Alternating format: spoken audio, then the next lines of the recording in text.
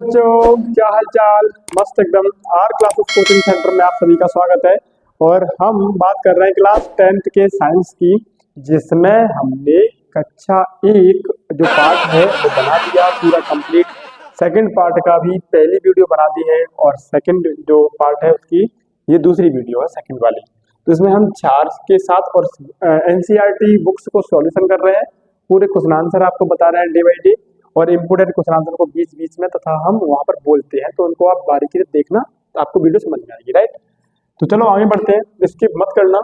क्षार के रासायनिक गुणधर्म। तो क्षार क्या होता है पहले तो किसी भी पदार्थ को यदि हम जल में घोलते हैं और वो OH माइनस आयन छोड़ देता है, उसे हम क्षार कहते हैं। यानी जल में घोलेंगे और वो हाइड्रोक्साइड आयन छोड़ देगा, उसे हम क्या बोलेंगे, क्षार कहेंगे। ठीक है, चलो तो अब आगे बढ़ते हैं। क्या आवाज आ रही है? ठीक है। तो मैंने धातु के, अब ये आया पेपर में क्वेश्चन कि क्षार के कोई रासायनिक गुणधर्म लिखिए। तो आप लिखेंगे नंबर 1 कि क्षार धातु से क्रिया करके लवण बनाता है और हाइड्रोजन गैस निकलती है, पहली प्रॉपर्टी। तो क्षार ले लिया मैंने यहाँ। क्षार के लिए NaOH कोई भी ले लो आप, जो आपको OH इसमें आ जाए। और धातु ले ली मैंने जिंक। चलो क्रिया करवाता हूँ। अब ये क्रिया होगी कैसे, यहाँ बहुत बारीकी से समझना ये क्रिया कैसे होगी ना। जिंक के पास 2+ आयन होता है बेटा, इसको ब्रेक करना अलग अलग। तो सोडियम के पास O और H के पास होता है टोटल माइनस, लेकिन कैसे होता है वो 2, और ये होता है H+। तो एक इलेक्ट्रॉन ये दे देगा इसके पास, तो एक माइनस का चार्ज रह जाएगा, तो OH पे होता है माइनस चार्ज। ठीक है ना। अब ये ब्रेक हो गया आयन। अब क्या होगा कि ये वाला आयन इधर पहुंचेगा, हमेशा होता है ऐसा, और ये वाला बाहर जाएगा प्लस वाला, तो उसने कहा हाइड्रोजन वाला बाहर जाना चाहिए इसमें से, है ना। तो जब ये इधर पहुंचेगा तो Na+, ठीक है, Zn2+ और O2-। तो ये जो माइनस है इससे कैंसिल नहीं होगा, ये इधर आएगा क्योंकि ऑक्सीजन 2 चाहिए, और ये वाला 2 इधर पहुंचेगा। तो ये बनेगा क्या, यहाँ Na2ZnO2 सोडियम जिंकेट बनेगा, और हाइड्रोजन का जो आयन है वो बाहर हो जाएगा। अब इसे बैलेंस कर लेते हैं। तो बैलेंस के लिए यहाँ 2 ऑक्सीजन हो गए, 2 सोडियम हो गए, यहाँ ऑक्सीजन भी 2 सोडियम भी 2, तो हाइड्रोजन भी 2 गैस के रूप में और लिखे जाते हैं। कोचिंग वाले बच्चे समझ गए होंगे ये क्यों लिखे जाते हैं। ठीक है ना। तो यहाँ अगर 2 का मल्टीपल कर दो, sodium double, oxygen double, hydrogen double, सारे डबल हो गए, और ये हो गया बैलेंस। तो यहाँ पर आपको ये तो आपका रफ कार्य में लिखना है। आपको क्या लिखना है रफ कार्य में, Na+Zn2+O2-। रफ कार्य हो गया आपका, और आपका बन के क्या तैयार हुआ, कैसे हुआ, तो Na2 है ना, ये मल्टीपल इधर, ZnO2, Zn के पास जो था वो इधर, और इसके पास था वो इधर आ गया, और हाइड्रोजन गैस प्रोड्यूस हो जाएगी, ये बन गया। तो इसका नाम होगा सोडियम जिंकेट बनेगा। तो आपने देखा कि क्षार धातु से क्रिया करके लवण बनाया, जिसमें ना OH आयन है ना ही H+ है, तो लवण हो गया और हाइड्रोजन गैस प्रोड्यूस कर दी। ठीक है, नेक्स्ट आगे बढ़ते हैं। दूसरा पॉइंट कहेंगे नंबर 2, अम्ल और क्षार आपस में अभिक्रिया करके लवण और जल बनाते हैं। तो अम्ल और क्षार, अम्ल ऐसे लिखेंगे और एग्जाम्पल डाल देंगे। रिएक्शन क्या लिखेंगे, अम्ल का एग्जाम्पल HCl प्लस क्षार, जैसे कि आपने याद कर लिया NaOH, तो आप लिखेंगे इसमें H, अब यहाँ प्लस आए, ये माइनस, ये प्लस, ये माइनस वाला पूरा, है ना, ऐसे बनेगा, क्योंकि ये O2-, यहाँ आपको कंफ्यूजन ना होना चाहिए। तो ये प्लस, तो अगर एक प्लस इसका ये इलेक्ट्रॉन ले लेगा, तो जैसे क्या हो जाएगा, OH एक माइनस रह जाएगा 2 माइनस में से, तो OH माइनस आयन होता है। ठीक है, तो इधर देखें तो क्या बनेगा, Na, और ये इधर आएगा Cl के पास में, और बनेगा HOH, यानी लवण बन गया, और क्या बन गया बेटा, जल बन गया। ठीक है ना। तीसरा पॉइंट कि क्षार कार्बन डाइऑक्साइड से क्रिया करके लवण तथा जल बनाता है। तो कार्बन डाइऑक्साइड ले लिया CO2, और क्षार ले लो कोई, तो मैंने क्षार ले लिया कैल्शियम हाइड्रोक्साइड। मैं चाहता तो उसको भी ले लेता। ठीक है ना। चलो, तो यहाँ से रिएक्शन कराएंगे, तो ये क्या बनेगा, ऑक्सीजन इसके साथ आएगा, हाइड्रोजन गैस के लिए OH 2 बार लिखिए। तो जल के अणु के लिए H2O चाहिए, तो ऑक्सीजन इसके पास, तो कैल्शियम कार्बोनेट बनेगा, और प्लस HOH, यानी जल बन जाएगा। HOH बनेगा इसमें से। समझ में नहीं आया, देखो OH और OH, तो जिसमें से क्या निकल के जाएगा, जल, H2O ये निकल गया, है ना, जल निकल जाएगा बाहर, और क्या रह जाएगा, ऑक्सीजन। तो ऑक्सीजन इसके साथ CO3, और वो CO3 क्या होता है, CO3 होता है 2-, और कैल्शियम होता है 2+, तो जुड़ जाएंगे आपस में, कैल्शियम कार्बोनेट बना लेंगे और ये निकल जाएगा, है ना। तो इसका एक काम करो, इसमें से ये जो है ना इसका स्क्रीनशॉट ले लो और इस तरह से नोट करो। लिखेंगे कैसे? क्षार के रासायनिक गुणधर्म हेडिंग बनाएंगे और लिख देंगे नंबर 1, धातुओं से क्षार क्रिया करके लवण तथा हाइड्रोजन गैस गलाता है, रिएक्शन डाल देंगे। ये आपका रफ कार्य था, इसे कर लेंगे, बाद में से नोट नहीं करना था, राइट। और अम्ल के रासायनिक इसके सॉरी नंबर 2, तो अम्ल क्षार आपस में क्रिया करके लवण तथा जल बनाते हैं और इसी अभिक्रिया को उदासीनीकरण अभिक्रिया भी कहते हैं, ठीक है। और ऐसे ही क्या कहते हैं, क्षार कार्बन डाइऑक्साइड से क्रिया करके लवण और जल बनाते हैं। तो क्षार ने जहां तक देखा, क्षार ने क्रिया करी धातु से, वही बनाया, क्षार ने क्रिया करी अम्ल से, वही बनाया, क्षार ने क्रिया करी कार्बन डाइऑक्साइड से, वही बनाया। सेम टू सेम एग्जैक्ट है, बहुत आसान है, ठीक है ना। नोट कर लो, स्क्रीनशॉट ले लो बेटा इसका, बहुत आसान है। आगे बढ़ते हैं और एनसीईआरटी में आगे स्क्रीनशॉट लो इसका जल्दी से। तो अब आता है नेक्स्ट क्वेश्चन, ये रहा बोर्ड पर, यहाँ पर कट हो गया होगा क्वेश्चन, इसको सुन लो थोड़ा सा।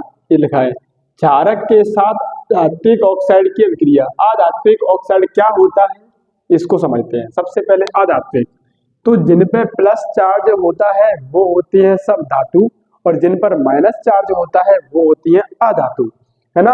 जिन पे ना प्लस चार्ज ना माइनस चार्ज, बीच में भी आ जाते हैं, कभी माइनस चार्ज मिलेगा प्लस चार्ज मिलेगा, वो नॉन मेटल अधात्विक ऑक्साइड यानी बीच की कैटेगरी होती है।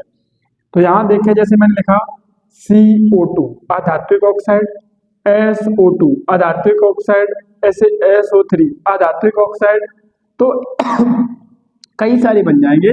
तो ये सब क्या है, अधात्विक ऑक्साइड है। अधात्विक यानी अधातु जुड़ी है इनसे, जिन पर माइनस चार्ज होता है, और ये ऑक्साइड है, तो अधात्विक ऑक्साइड है। अब ये अम्लीय होते हैं क्यों? उन्होंने पूछा अधात्विक ऑक्साइड अम्लीय प्रकृति के होते हैं क्यों, समझाइए, या फिर उसके साथ रिएक्शन करवा के बताइए। तो अभी हमने देखा कि अधात्विक ऑक्साइड की हमने क्षारक के साथ एक रिएक्शन करवाई थी जस्ट अभी, तो उसमें हमें क्या मिला था? उसमें हमें लवण और कैल्शियम कार्बोनेट मिला प्लस जल मिला था, जो कि क्या था, अम्ल और क्षार की जैसे अभिक्रिया के समान था। जैसे अधात्विक ऑक्साइड की क्षारक के साथ क्रिया अम्ल और क्षार के साथ के जैसी जो अभिक्रिया है उसके समान होती है, तो हम कह सकते हैं कि अधात्विक ऑक्साइड अम्लीय प्रकृति के होते हैं। क्या लिखना है बेटा, देखो बोर्ड पर इस तरह से मैं लिख ही देता हूँ, चलो नोट कर लेना। अभी आप एक्शन होगी तो मैं लिख रहा हूँ, इसको नोट करना है ना।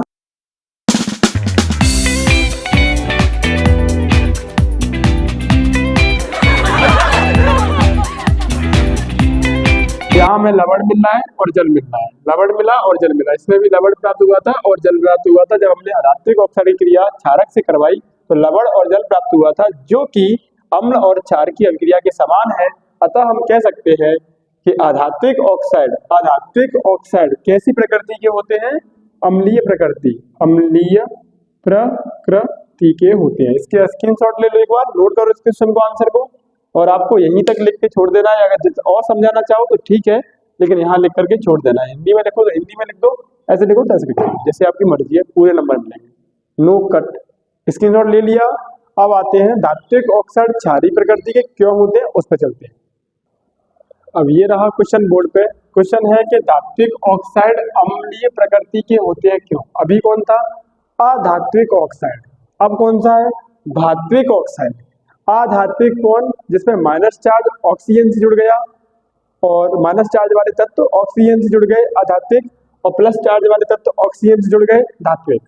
तो धात्विक ऑक्साइड की हम रिएक्शन करवा देते हैं जिंक ऑक्साइड की एसिड से, है ना। तो क्या बनता है यहाँ पर? लवण बना, यानी ZnCl बनेगा, ZnCl2, और प्लस के ये जो ऑक्सीजन है वो निकल के आएगा इसके साथ और बनाएगा OH, और ऑक्सीजन है यहाँ से 2 लेने पड़ेंगे बैलेंस करने के लिए, तो ये बनेगा क्या? धात्विक ऑक्साइड क्षारीय प्रकृति के क्यों होते हैं, उस पर चलते हैं। अब ये रहा क्वेश्चन बोर्ड पे, क्वेश्चन है कि धात्विक ऑक्साइड अम्लीय प्रकृति के होते हैं क्यों। अभी कौन था? अधात्विक ऑक्साइड। अब कौन सा है? धात्विक ऑक्साइड। अधात्विक कौन? जिसमें माइनस चार्ज ऑक्सीजन से जुड़ गया, और माइनस चार्ज वाले तत्व ऑक्सीजन से जुड़ गए अधात्विक, और प्लस चार्ज वाले तत्व ऑक्सीजन से जुड़ गए धात्विक। तो धात्विक ऑक्साइड की हम रिएक्शन करवा देते हैं जिंक ऑक्साइड की एसिड से, है ना।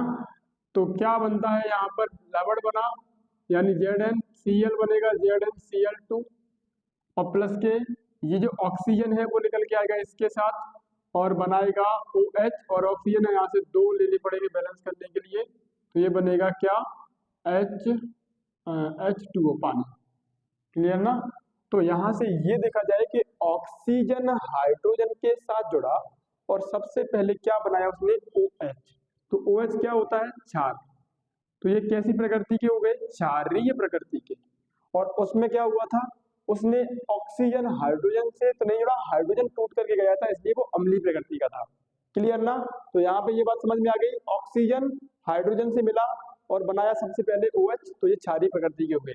तो अधात्विक ऑक्साइड क्षारीय प्रकृति के होते हैं, क्यों, समझाओगे कि धात्विक ऑक्साइड एसिड से क्रिया करके लवण तथा जल बनाते हैं जो कि अम्ल तथा क्षार की क्रिया के समान होती है ना। लवण प्लस जल बनाते हैं जो कि अम्ल तथा क्षार की क्रिया के समान होती है, इसलिए ये सब होता है। इसलिए अधात्विक ऑक्साइड कैसे प्रकृति के होते हैं, अम्लीय प्रकृति के होते हैं। लिख दोगे, ठीक है, स्क्रीनशॉट ले लो इसका। ये रहा आपकी स्क्रीन पर अगला क्वेश्चन, ठीक है। तो क्वेश्चन को पहले आप इसका स्क्रीनशॉट ले लो, फिर मैं समझाता हूँ कि आपको किस प्रकार लिखना है। राइट, स्क्रीनशॉट ले लिया, ठीक है, जैसे लिखा है वैसे लिखना है फेयर में। पीएच स्केल, क्वेश्चन कैसे आएगा, पीएच स्केल क्या है समझाइए, है ना। क्वेश्चन ये है पीएच स्केल क्या है समझाइए। तो आप लिखेंगे किसी विलयन में उपस्थित हाइड्रोजन आयन की सांद्रता ज्ञात करने के लिए एक स्केल विकसित किया गया है जिसे पीएच स्केल कहते हैं। पीएच में पी सूचक है, पी शब्द का मतलब क्या है, सूचक, इंडिकेटर्स है, जिसका अर्थ अगर बोले तो पुषांश होता है, पुषांश जो जर्मन शब्द है जिसका अर्थ होता है पावर, यानी शक्ति होता है इसका अर्थ। अब मैंने यहाँ एक पीएच स्केल बनाने का प्रयास किया है, तो और लिखेंगे जिस पर पीएच स्केल में 0 से लेकर के 14 तक के अंक अंकित होते हैं, जिसमें 7 से अगर कम वैल्यू होती है पीएच मान किसी पदार्थ का तो वो उतना ही अम्लीय होता है, और अगर 7 से ज्यादा अम्लीय, जिसका मान पीएच मान ज्यादा आता है वो उतना ही ज्यादा क्षारीय होता है। ये बात सुना देंगे उसको, फिर लिखेंगे, इस चित्र को बना देंगे, ठीक है। अब कुछ मैंने तत्वों के यहाँ पीएच मान लिखे हैं, जैसे कि मिल्क ऑफ मैग्नीशिया। अब मिल्क ऑफ मैग्नीशिया जिसे हम बोले तो ये होती है इनो, इनो जैसे आपने पी होगी तो उसका पीएच मान होता है 10, इससे भी ज्यादा होता है सोडियम हाइड्रोक्साइड का, ये आपने कई बार देखा हुआ है, NaOH, अभी रिएक्शन में डाला था, इसका पीएच मान 14, तो ये क्या हो गया, क्षार हो गया। तो शुद्ध जल का पीएच मान 7, तो वो क्या हो गया, उदासीन, ना वो अम्ल है ना वो क्षार है। ऐसे ही रक्त का पीएच मान 7.4, तो वो रक्त क्या हो गया, अम्लीय प्रकृति का। अब यहाँ पूछ लिया जाए कि रक्त कैसा होता है, क्षारीय प्रकृति का होता है या अम्लीय प्रकृति का, तो रक्त का जो मान है वो 7 से ज्यादा है, तो ये क्षारीय प्रकृति का होगा। किस प्रकृति का, क्षारीय प्रकृति का, अम्लीय का नहीं होगा नाम।